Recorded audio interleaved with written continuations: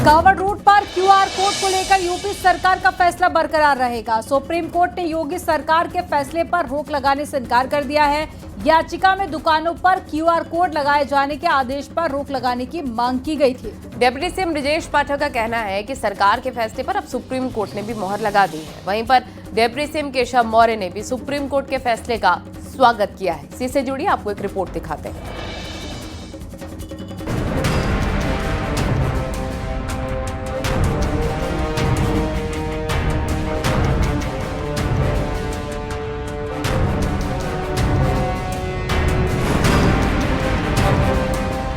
Supreme court ने Kanwar root पर दुकानों और ढाबों में क्यूआर कोड लगाने के यूपी सरकार के आदेश को बरकरार रखा है। सुनवाई में सुप्रीम कोर्ट ने याचिकाकर्ताओं को कोई राहत नहीं दी और कहा कि सभी होटल और ढाबा मालिकों को वैधानिक नियमों के तहत लाइसेंस और रजिस्ट्रेशन सर्टिफिकेट दिखाना होगा।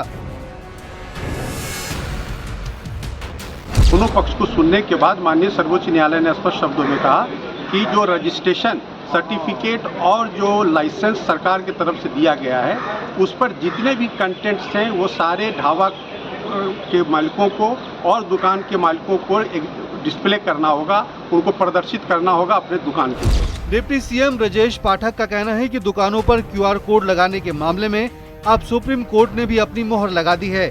बार कोड लगाने के निर्देश पहले ही जारी हो चुके हैं। माननीय सर्वोच्च न्यायालय ने अपने आदेश में उस पर मोहर लगा दी है और सबकी को आवश्यक है कि बारकोड के माध्यम से अपनी पहचान को स्पष्ट करें और जिस व्यक्ति को आवश्यक समझे उसको स्कैन करके देख सकते। वहीं डिप्टी सीएम केशव प्रसाद मौर्य का कहना है कि सुप्रीम कोर्ट के फैसले का स्वागत है। सुप्रीम कोर्ट ने यूपी सरकार के फैसले को सही ठहराया है। माननीय सर्वोच्च न्यायालय का जो आदेश है उसका स्वागत है और ये लगातार जो खबरें आ रही थी कि जो कांवड़ यात्री सहित कोई भी तीर्थ यात्री उस रास्ते से जाते हैं वहाँ पर कहीं न कहीं कोई गड़बड़ी पाई जाती थी, तो आज माननीय सर्वोच्च अदालत के आदेश के बाद इसमें सरकार का जो फैसला था उसे सही ठहराया है और हम इसका स्वागत करते हैं। सुप्रीम कोर्ट में दायर याचिका में दुकानों में क्यूआर कोड पर रोक की मांग की गई थी, जिसे सुप्रीम कोर्ट ने खारिज कर दिया। 8 जुलाई से ढाबों और रेस्टोरेंट पर क्यूआर कोड लगाए जा रहे हैं। Bureau report, news 18, Uttar Pradesh, Uttarakhand. और योगी कैबिनेट की बैठक में बड़ा फैसला हुआ है। महिलाओं के नाम जमीन रजिस्ट्री में बड़ी राहत मिलेगी। स्टैंप शुल्क में 1% छूट को मंजूरी दी गई है। कैबिनेट की बैठक में टोटल 37 प्रस्तावों पर मोहर लगी है। युवाओं को मोबाइल की जगह पर फ्री टैबलेट मिलेगा और चित्रकूट लिंक एक्सप्रेसवे का प्रस्ताव भी पास हो गया है। करीब 15 किलोमीटर लंबा 4 लेन लिंक एक्सप्रेसवे बनेगा। आपको रिपोर्ट दिखाते हैं।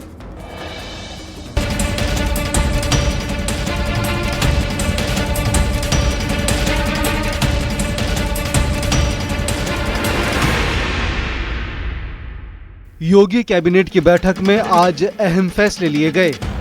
कैबिनेट की बैठक में 37 प्रस्ताव पास हुए। युवाओं को मोबाइल की जगह फ्री टैबलेट मिलेगा। चित्रकूट लिंक एक्सप्रेसवे का प्रस्ताव पास हो गया है।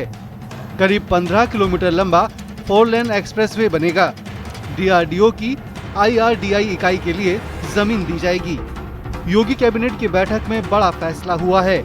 महिलाओं के नाम जमीन खरीदने पर स्टाम्प में छूट दी जाएगी। महिलाओं को स्टाम्प शुल्क में 1% की छूट मिलेगी। महिलाओं के नाम रजिस्ट्री कराने पर फायदा होगा।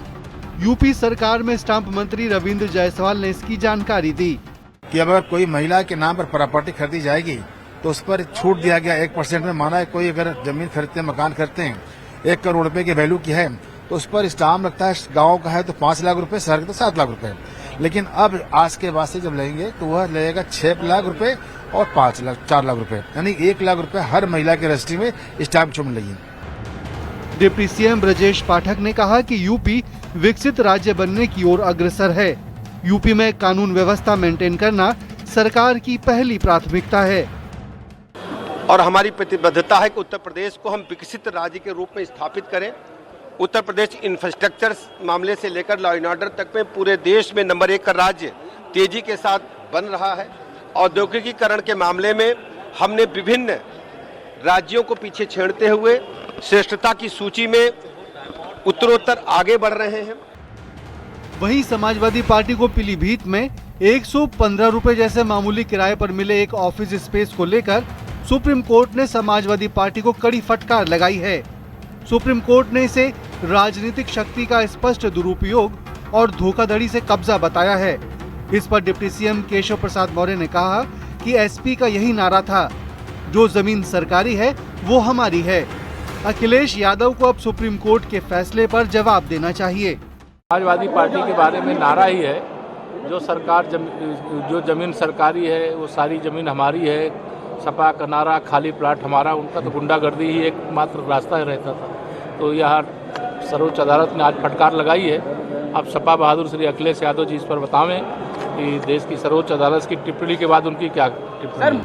योगी कैबिनेट की बैठक में महिलाओं, मेधावी छात्रों, तकनीकी शिक्षा, बुनियादी ढांचे और किसानों के लिए कई अहम फैसले लिए गए।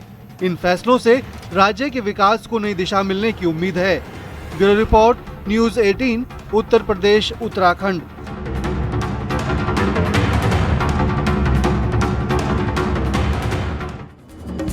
कैसरगंज से पूर्व सांसद ब्रजभूषण शरण सिंह ने रायबरेली सांसद राहुल गांधी पर हमला बोला है। गोंडा में उन्होंने कहा कि वामपंथियों को खुला चैलेंज देता हूं, हमारे नंदिनी नगर में हो रही कथा में आए, सनातन पर बहस कर लें। ब्रजभूषण शरण सिंह ने राहुल गांधी को चैलेंज भी किया है। उन्होंने कहा है कि राहुल गांधी कथा में आए, उन्हें सनातनी बनाकर ही भेजेंगे। ब्रजभूषण शरण सिंह ने कल सीएम योगी से भी मुलाकात की और इसे उन्होंने गैर राजनीतिक मुलाकात करार किया है। इसी से जुड़ी एक रिपोर्ट आपको दिखाते हैं। लेकिन अगर एक सप्ताह तुम इस मंदिर नगर अयोध्या में रह जाओगे। कैसरगंज से पूर्व सांसद ब्रजभूषण शरण सिंह ने रायबरेली से सांसद राहुल गांधी पर हमला बोला है। गोंडा में ब्रजभूषण शरण सिंह ने कहा कि मैं वामपंथियों को खुला चैलेंज देता हूं, कथा हो रही है, राहुल गांधी नंदिनी नगर आए, सनातनी बनाकर भेजेंगे। हमने तो राहुल गांधी को भी चैलेंज किया है, हम तो वामपंथियों को भी चैलेंज करते हैं, राहुल गांधी को भी चैलेंज करते हैं। ये अगर तुमको सनातन से इतनी नफरत है, मनु से इतनी नफरत है, मनुस्मृति से इतनी नफरत है, और नंदिनी नगर में अपनी बात रखो। हम जानते हैं कि तुम्हारे पास कोई बात नहीं है, तुम कोई बात नहीं रख पाओगे, लेकिन अगर एक सप्ताह तुम इस नंदिनी नगर अयोध्या में रह जाओगे तो तुम सनातनी बन करके यहाँ से जाओगे। ब्रजभूषण शरण सिंह ने कल सीएम योगी से मुलाकात की थी। सीएम योगी से मुलाकात पर कहा कि वो 31 महीने बाद सीएम योगी से मिले हैं। जिंदगी में उतार चढ़ाव होते रहते हैं। सीएम से मुलाकात में कोई राजनीतिक चर्चा नहीं हुई, सिर्फ पुरानी बातें और संबंध पर बात हुई। 2023 जनवरी मेरे लिए एक टर्निंग पॉइंट था। मेरे ऊपर एक बहुत बड़ा आरोप लगा था और मुझे उसका सामना करना था। उसी दिन मैंने ये निश्चय कर लिया था, ये लड़ाई मेरी है और इस लड़ाई को स्वयं मुझे लड़ना है। वो बुलाए, हम गए। वो प्रदेश के मुख्यमंत्री हैं, हमारे भी शुभचिंतक हैं। हाँ, ये सत्य है कि 31 महीने मैंने उनसे मुलाकात नहीं की। अपने बयानों से चर्चा में रहने वाले ब्रजभूषण शरण सिंह ने सनातन को लेकर राहुल गांधी को चुनौती दी है। अब देखना यह है कि कांग्रेस इस पर क्या पलटवार करती है। Bureau report, news 18, Uttar Pradesh, Uttarakhand.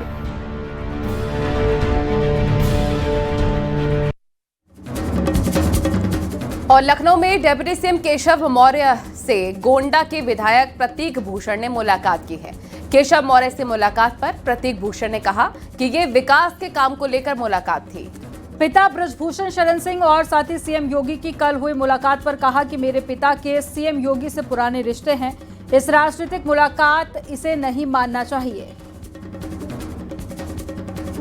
मुझे अपने क्षेत्र का एक काम था, एक विशेष काम था क्षेत्र का, उसी लिए मैं माननीय जी से मिलने आया था। कल सर पिताजी की भी मुख्यमंत्री से मुलाकात हुई, उस रेफरेंस से बहुत सारा अंदाजा लोग लगा रहे हैं। नहीं, संयोग है, मेरे पिताजी मिले हैं, उनके पुराने संबंध हैं, मैं उनकी बहुत इज्जत करता हूँ। माननीय मुख्यमंत्री जी से और माननीय मंत्री जी से और अन्य मंत्रिमंडल दल से और ऑफिसर से हम लोग लगातार मिलते रहते हैं। हम सबका काम है, हमारे भाई भी मिलते हैं, हम सब भी मिलते हैं। ये तो सहयोग है कि आज हम लोग टकरा गए यहाँ पे बैठते बैठते। इलाहाबाद हाईकोर्ट के जस्टिस यशवंत वर्मा को हटाने के लिए संसद में महाभियोग प्रस्ताव लाया गया है। महाभियोग प्रस्ताव पर 145 लोकसभा सदस्यों ने साइन किए हैं, लेकिन समाजवादी पार्टी ने महाभियोग प्रस्ताव पर साइन नहीं किए, जिस पर बीजेपी ने पूछा है कि क्या एसपी जस्टिस वर्मा के साथ है। वहीं एसपी का कहना है कि वो बगैर नोटिस पढ़े साइन नहीं करेगी। देखिए रिपोर्ट।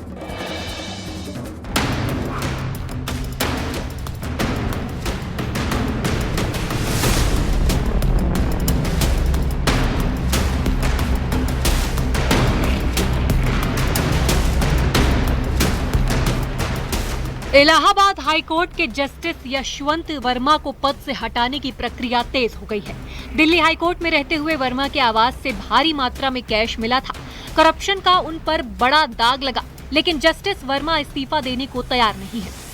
ऐसे में यशवंत वर्मा को उनके पद से हटाने से जुड़े प्रस्ताव का नोटिस सोमवार को लोकसभा और राज्यसभा में दिए गए हैं। सोमवार को जस्टिस वर्मा को हटाने के लिए सांसदों ने लोकसभा अध्यक्ष ओम बिरला को ज्ञापन सौंपा था। जस्टिस वर्मा के खिलाफ लाए जा रहे महाभियोग प्रस्ताव पर 145 लोकसभा सदस्यों ने हस्ताक्षर किए हैं। एसपी सांसद राजीव राय का कहना है कि वो महाभियोग प्रस्ताव को देखे बगैर साइन नहीं करेंगे।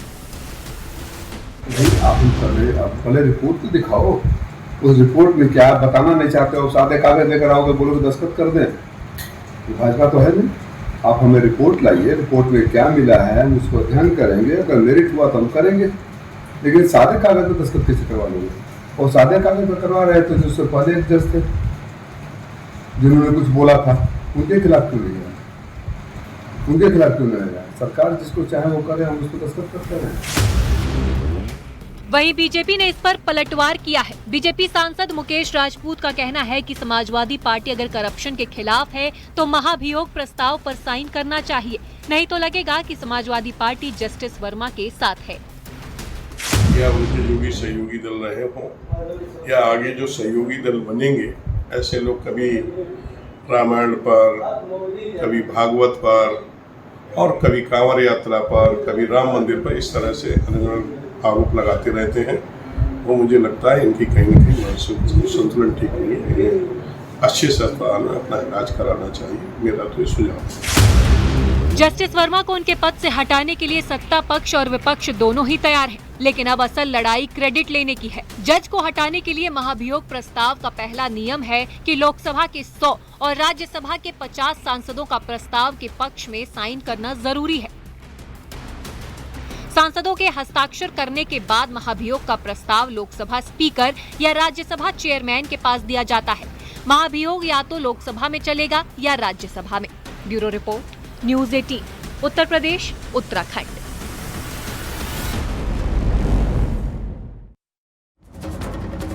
राष्ट्रपति ने उपराष्ट्रपति जगदीप धनखड़ का इस्तीफा मंजूर कर लिया है। हालांकि जगदीप धनखड़ ने अपने इस्तीफे की वजह स्वस्थ बताई है, लेकिन राजनीतिक बयानों का सिलसिला लगातार जारी है। विपक्ष के सवालों का बीजेपी ने जवाब दिया है। देखिए।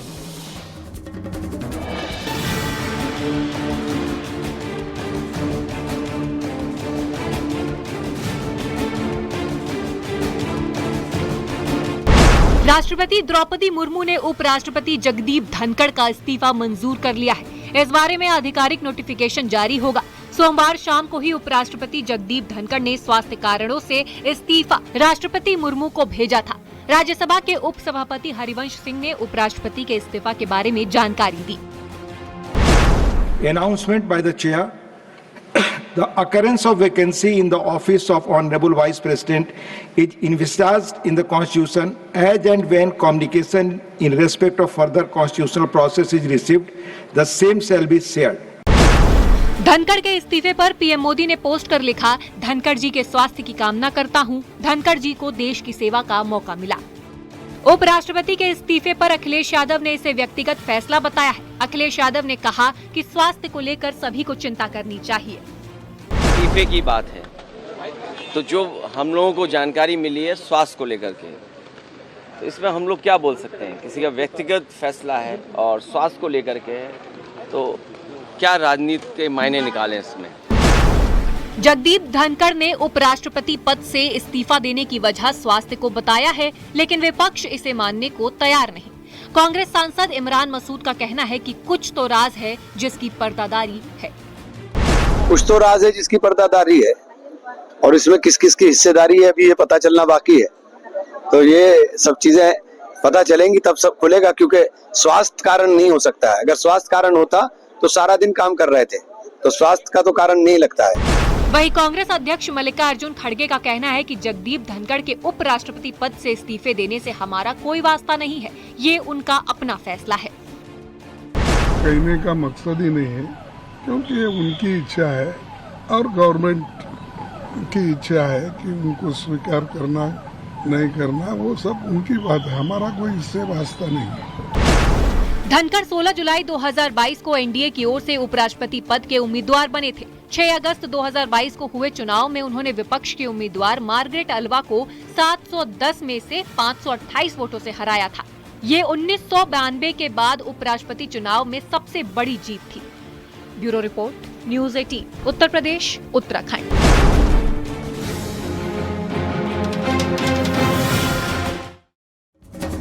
और अब खबरों में आगे बढ़ते हैं। उत्तराखंड में त्रिस्तरीय पंचायत चुनाव के पहले चरण के मतदान के पहले चुनाव प्रचार का शोर मंगलवार शाम को थम गया। बीजेपी जहां जीत को लेकर पूरी तरह से आश्वस्त दिखाई दे रही है, तो वहीं लगता है कि कांग्रेस ने तो चुनाव से पहले ही हथियार डाल दिए हैं। आपको रिपोर्ट दिखाते हैं।